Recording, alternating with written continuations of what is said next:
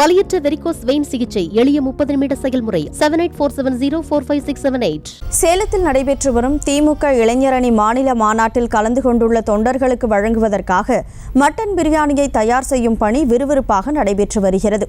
இதுகுறித்த கூடுதல் தகவல்களை எமது செய்தியாளர் பாரி கார்த்திக் வழங்க கேட்கலாம். பாரி கார்த்திக், எத்தனை சமையல் கலைஞர்கள் சமையல் செய்யும் பணியில் ஈடுபட்டிருக்காங்க? முழு விவரம்.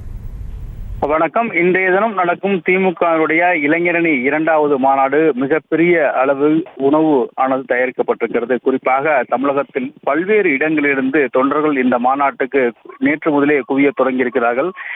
அதற்காக அவர்களுக்கு இன்றைய தினம் மதிய உணவு கட்சி சார்பில் மிகப்பெரிய விருந்தாக அமைக்கப்பட்டிருக்கிறது. அதன் அடிப்படையில் தான் இங்கு இருக்கக்கூடிய மாநாட்டு பந்தலில் 2 உணவு கூடங்கள் அமைக்கப்பட்டு இந்த 2 கூடங்கள் வழியாக கிட்டத்தட்ட 7000 சமையல் பணியாளர்கள் அதற்கு சிறப்பாகவே பணியமர்த்தப்பட்டார்கள்.